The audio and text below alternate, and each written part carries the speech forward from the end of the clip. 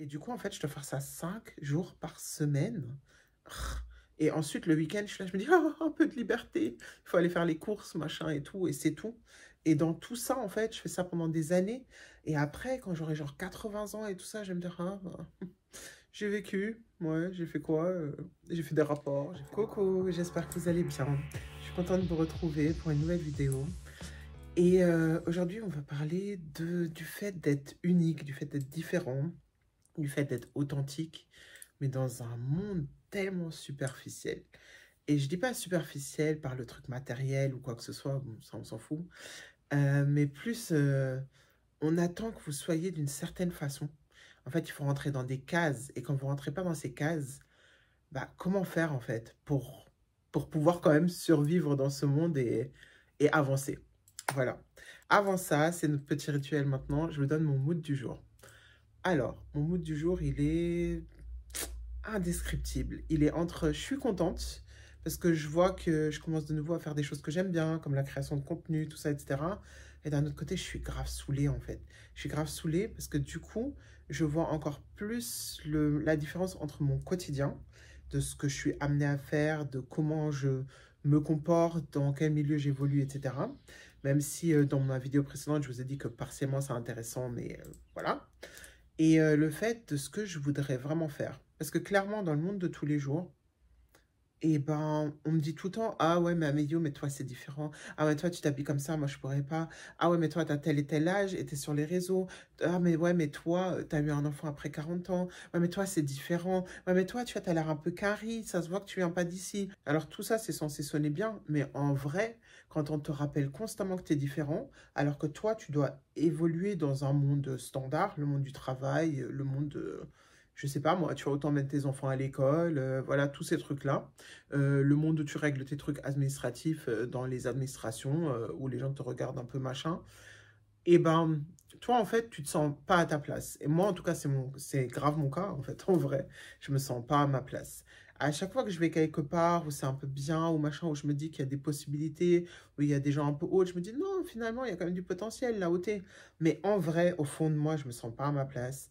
C'est fou, les gens pensent toujours qu'on est arrogant quand on dit qu'on veut mieux pour soi que ce qui est le standard, le truc typique. Et je sais pas, parfois je me dis, est-ce que c'est parce que je suis pas dans le bon pays? Est-ce que c'est des trucs de mentalité? En France, par exemple, qu'on pense comme ça? Alors oui, en partie, mais je pense que c'est pas juste ça. Parce que je me dis, je me sentirais peut-être mieux, comme je vous ai dit déjà dans mes vidéos d'avant, en Amérique du Nord. Mais bon, je peux pas me lever, prendre mes trucs comme ça, etc. Voilà, j'ai une famille, ça s'organise, etc. Et si c'est pour aller là-bas, travailler des 60 heures par semaine dans un boulot moins bien que ce que j'ai maintenant, ça vaut pas le coup non plus. Donc en fait, je suis en train d'essayer d'évaluer un peu ce qui est bien pour moi, ce qui est moins bien pour moi. Mais je sens que là, à force de m'être adapté, avoir fait tout ce qu'il faut, en tout cas du mieux que je pouvais, tout en voyant que de toute façon, ce sera quand même jamais pareil que la plupart des gens, je me dis, il est vraiment temps que je trouve mon truc, quoi. Et moi, je sais pas, vous pouvez me prendre pour une tarée ou pas. J'estime que je ne suis pas standard, pas basique, etc. Et que je mérite d'aller loin dans la vie. Alors, on va me dire ici, oh, c'est pas humble, nanana. Je vous ai déjà dit, moi, l'humilité, tout ça, je trouve que c'est un concept un peu pété, en réalité. Parce que l'humilité, en général, quand on vous demande d'être humble, c'est pour que les autres se sentent pas intimidés. Mais moi, j'aimerais bien que tout le monde pense comme ça, en réalité, parce qu'on a tous des trucs à offrir. Et moi, en fait, je me rends compte que j'ai envie de partager ma vision, mes choses, etc. avec le monde et que en fait c'est une forme de créativité et que moi j'ai besoin d'être créatif pour exister. Et j'ai un boulot très terre à terre où il n'y a absolument aucune créativité, il y a des règles, la structure, etc., des process. Ce qui peut être bien aussi. D'ailleurs, je suis du signe astrologique vierge, donc on aime bien l'organisation aussi. Mais j'ai besoin de me dire que dans la vie, je fais autre chose que d'aller travailler, prendre le métro, me dire oh là là, qu'est-ce que c'est pété ici, les gens ils puent, j'en ai marre, etc. Ce stress, tout. Je parle du métro, pas du taf, parce que hein, on va se dire voilà. Et après, rebelote. Le soir, je suis là, je m'endors sur mon fauteuil, sur mon canapé, etc. Et du coup, en fait, je dois faire ça 5 jours par semaine. Et ensuite, le week-end, je suis là, je me dis, oh, un peu de liberté. Il faut aller faire les courses, machin et tout, et c'est tout. Et dans tout ça, en fait, je fais ça pendant des années. Et après, quand j'aurai genre 80 ans et tout ça, je vais me dire, ah, bah, j'ai vécu, ouais, j'ai fait quoi? J'ai fait des rapports, j'ai fait des machins. Non, je sais pas, j'ai envie de laisser ma marque en fait dans ce monde. Et c'est juste un profond ressenti. Et je sais aussi que, je sais pas, la manière dont j'ai vécu, les choses que je vois, comment j'ai pu évoluer mentalement et même spirituellement au cours de ces dernières années, comment les choses elles changent pour moi, etc. Et comment les choses elles s'alignent aussi petit à petit.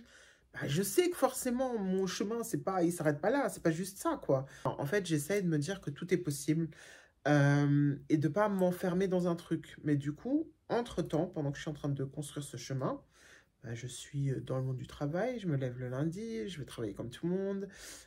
Au début, quand j'ai commencé mon nouveau poste, j'étais en mode, oh là là, comment je peux m'habiller pour que ça passe un peu bien, pour que je sois un peu plus neutre et tout. Mais en vrai, je me suis dit, non, moi, je vais toujours être moi-même, toujours être un peu différente pour les gens. Mais c'est pas grave en fait, parce que c'est ça qui fait ma force. Parce que l'avantage que j'ai, et en fait, ça c'est un point hyper important, quand vous rentrez pas dans le moule, d'accord? Quand vous n'avez pas fait des études type, ou quand vous n'avez pas un look type, quand vous êtes tatoué, quand vous avez tout ça en fait, bah, vous savez ce que c'est le truc le mieux et le plus efficace pour quand même pouvoir naviguer dans ce monde un peu basique, bah, c'est la compétence. C'est vraiment ça. Je vous donne mon exemple, ok? J'ai fait une vidéo, d'ailleurs, que je vais linker ici, qui était titrée Pas assez vieille France pour le monde du luxe ou un truc comme ça, où j'avais expliqué mon expérience d'avoir passé un entretien dans une grande maison de luxe française et les a priori en fait de la recruteuse, tout ça, etc. Et entre-temps, bah, je travaille toujours dans le luxe, mais c'est un autre milieu, on va dire. Et, euh, et moi, je sais très bien pourquoi je suis là. Je sais pourquoi je suis là. Non pas parce que j'ai choisi le luxe, c'est que je suis tombée dedans par rapport à mes compétences linguistiques et mon expérience. À savoir que le premier poste, en fait, que j'ai eu dans le luxe, c'était en tant que conseillère clientèle, voilà, dans ce monde-là. Et j'ai été prise parce que je parle allemand. C'était pas du tout ah j'ai la gueule de l'emploi, etc. C'est que non, en fait, les gens ils sont en galère pour certaines compétences en France, il faut dire ce qui est. Certaines langues sont assez rares. Et donc, en fait, même si tu rentres pas forcément dans le moule en termes de style, en termes de dégaine et tout ça, tant que tu es soin, tant que tu prends soin de toi, bien sûr, hein, bah, en fait, on va te prendre. Surtout si tu as de l'expérience et si tu es compétent. Donc, moi, avec le temps, tu vois, je commence à comprendre mon père qui me disait toujours, ouais, il faut exceller, il faut être bon dans tout, parce que déjà, on n'a pas la vie facile. Mais lui, il disait ça sous l'aspect du fait d'être des Renois, dans un monde blanc, majoritairement, monde de pro, monde de, voilà, des études, etc.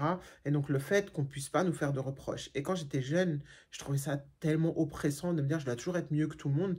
Et à un moment donné, d'ailleurs, je me suis un peu rebellée contre ce truc, parce que je me suis dit, vas-y, moi, je m'en fous, en fait, je suis moi. Mais maintenant, dans le monde du taf, je sais que parfois, j'ai ce truc-là encore de, il faut que je sois mieux que tout le monde. Parce que, mine de rien, on va pas se mentir, les humains sont superficiels. Et certaines personnes, quand elles vous voient arriver et que vous n'avez pas le parcours type de l'école de commerce que papa et maman ont payé, no offense aux gens qui ont fait une école de commerce, mais ce que je veux dire, c'est que beaucoup de gens dans ces milieux-là sont pas hyper compétents et ont juste fait les bonnes écoles.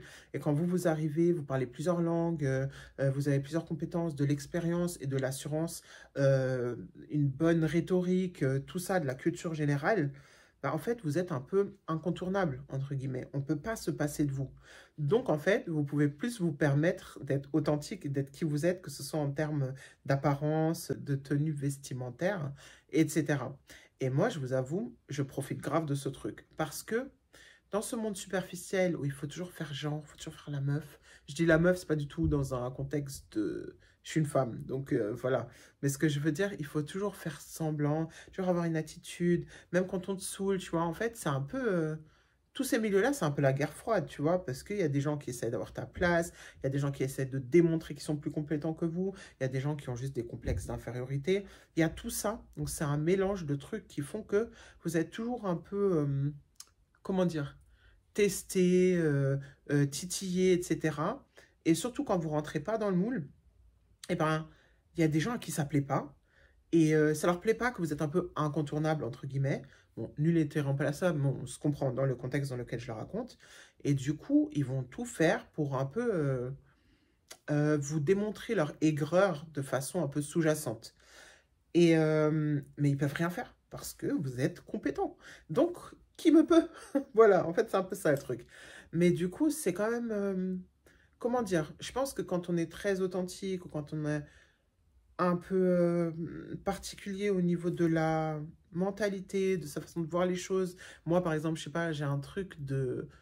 Pour moi, en soi, l'entrepreneuriat, c'est vraiment quelque chose que moi, je trouve plus intéressant, que moi, je trouve plus adapté à ma vision du long terme. Mais après, le salariat, c'est aussi quelque chose qui a ses avantages, etc. Mais c'est pas quelque chose que je me vois faire jusqu'à la retraite. Je suis pas hyper heureuse quand on me dit ah bah là, voilà, tu auras tant et tant de pourcents de plus, etc. Parce que je suis consciente que ce monde, en fait, type, eh ben, il pourra pas me rendre riche, voilà. Il pourra pas m'aider à être en bonne santé mentale, parce que, en fait, comme je vous ai dit, c'est trop la guerre froide et trop les combats. Je sais faire ça, mais ça me coûte mentalement, émotionnellement. Et je sais aussi que ça ne me rendra pas épanouie à long terme. Parce que vous avez déjà entendu quelqu'un dire, alors voilà, Josiane est partie à la retraite, on se souvient d'elle parce que toute sa vie, elle a fait des fichiers Excel vraiment très pertinents. Donc voilà, on va se souvenir d'elle pendant les 100 prochaines années. Bah non, ça n'existe pas. Désolée aux Josiane, mais voilà, je vous donne un exemple.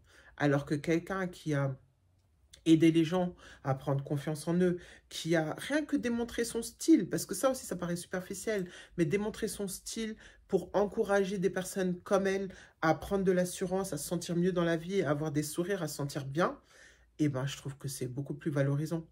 Donc forcément, il y a toujours, quand on est un peu différent et quand on ne rentre pas dans le moule, il y a le moment où on doit tenir bon, et donc être compétent et être solide, en gros.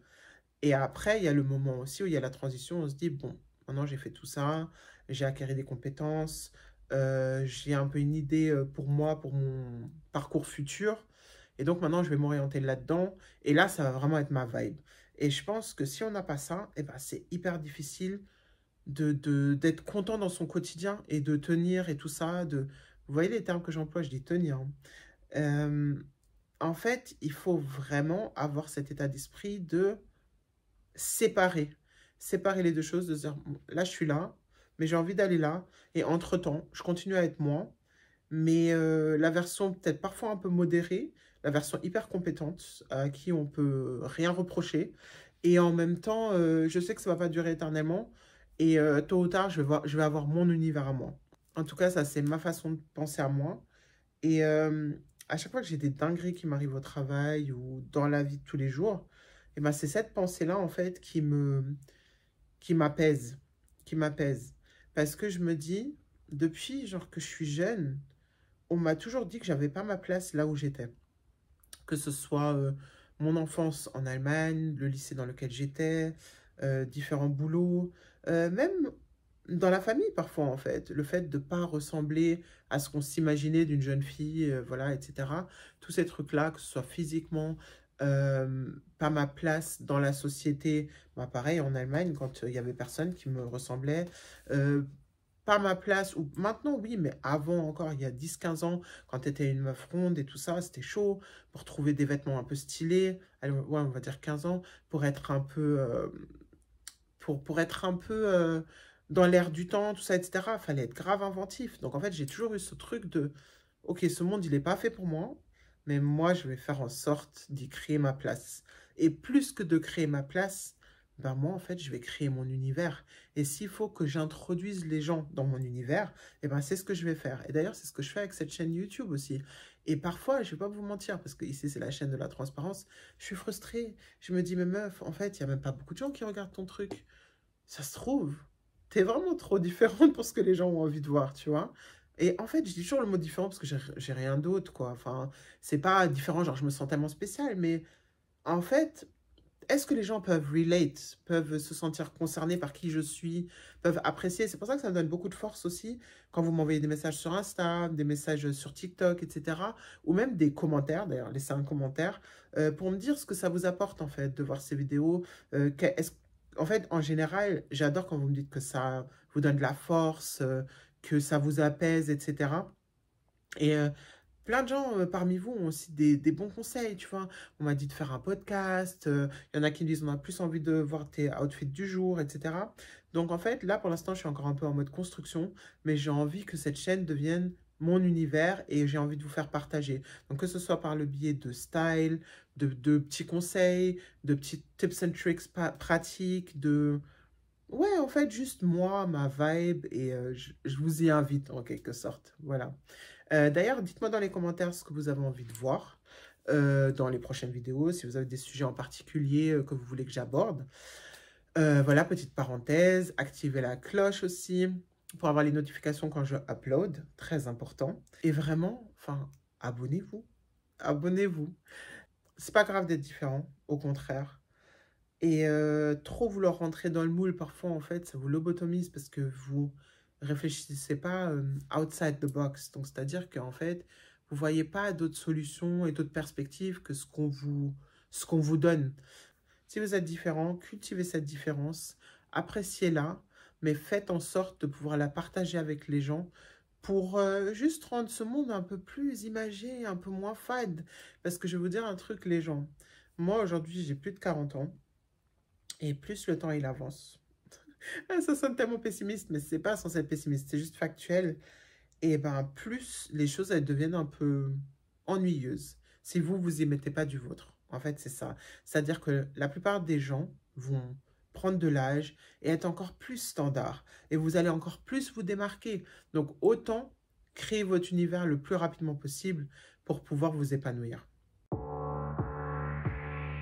veux juste ma bulle en vrai. Et vous pouvez venir si vous voulez.